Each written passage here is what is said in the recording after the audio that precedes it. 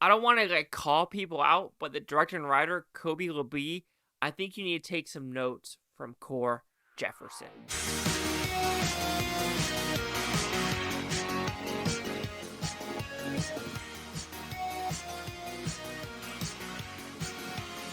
Chase Liaki here with the Blue Futon reviewing the American Society of Magical Negroes. What's it about? Pretty simple premise. You have a very timid mixed race person who apparently is terrified of white people, and every time he's around them, he feels like he's going to get shot by the cops, which you really don't realize that till the very end. But anyway, he gets recruited to the society because apparently the world is not falling apart because there's magical Negroes helping white people with their tears. And what do you know? He gets recruited, but he finds a lover. But what does he know? If he falls in love with this person, he might never know what happens, and the whole society of magical Negroes could disappear in a heartbeat. So, do you like this film? Nah, fam, this movie was fucking dumb. Alright. Like I said in the beginning, take notes from Core Jefferson. He won an Oscar. His movie was a lot more satirically funny and more on the nose and more, oh shit, let me think. This was, like I said in a lot of movies, you take a Twitter argument or you take what's on MSNBC and you try to make this movie and it just doesn't work. But talk about the positives. It was a promising-esque start where I was like, okay, I kind of understand what they're going for, and it had some chuckles here and there. And then there was a bar scene, and I had the biggest eye roll for the bar scene. Then we go to the love interest, and we're like, okay, that is kind of interesting. Then we go to the final monologue or the final talk. It's another just completely eye fucking roll moment, and you're just like, oh god, MSNBC is gonna fucking jerk off to this. Twitter is gonna jerk off to this, and you're just like, come on, blue-haired people are gonna love this. So I already told you like I have the positives. I think Justice Smith does a fine job. I think the acting overall is fine. I didn't like the cinematography. I didn't like the overall look of the movie either. When I talk about that, it's like there's these weird camera angles where they try to do something different, but it just doesn't work for what you're trying to do. And you're just like, okay, I understand you want to do this panning here. But then other scenes, Justice Smith is completely to the left of the screen, and it's a panning thing right here. And you're like, what are you trying to do with the camera? I don't understand what you're trying to do. But that's just a small nitpick. To me, the nitpick is the laziness of the writing and the overall premise of the movie. Like, really?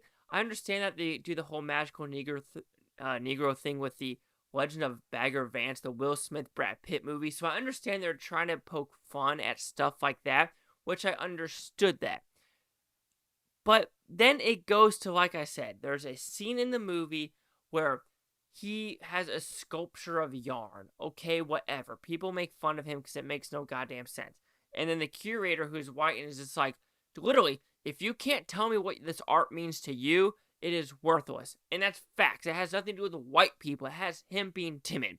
And we're going to talk about this now. Okay, so this bar scene where he's like, every time you go to a bar, the white people just stare at you. Motherfucker, what? No, that rarely happens. I don't know. And you're especially in LA. You really think, okay, I understand if this takes place in bumfuck nowhere, Tennessee, bumfuck nowhere, Kentucky, where people are like, literally, racist out there that's like, why is there a black person here? I understand that. But you're based in LA. I don't know of any place in LA where it's like that. Okay, first off, that's the first red flag. The second one is like the white people are just disgusted. Like, how dare you be here? What? Why are you here? And it's like, come on, really? In today's day and age, in 2023, 2024, I doubt that's going to happen. And plus, he's also mixed race. He literally says in the movie, my mom is half white. And I've been to places and it's like, he's still uncomfortable. All right, fine, whatever.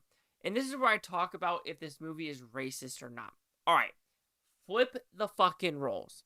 If this is a American Society of Magical Crackers, let's put it that way, because Negroes is also a weird thing. I also say weird saying, like Negroes saying it here, crackers. All right, fine. If you have a scene where a white person is walking to a block party, a white person's walking into a house party, a white person is walking into like a fucking just cookout. Really? You don't think the black people are going to be like, what the fuck is he doing here? They would. They freaking would. A barber shop. They would. It's just that premise where you're just like, flip it around. Is it the same thing? No, it's actually going to be probably worse. All right. And here's, just look at statistics. Okay. Do they really think, like, this is the same thing with like a boogeyman? This movie has the premise of a boogeyman where a white person is around every corner wanting to kill a black person, or going around the corner and be like, is that a black person? Like, I'm scared. It's like, no, this is not the world we live in today. It's fucking uncomfortable and weird that this movie does this.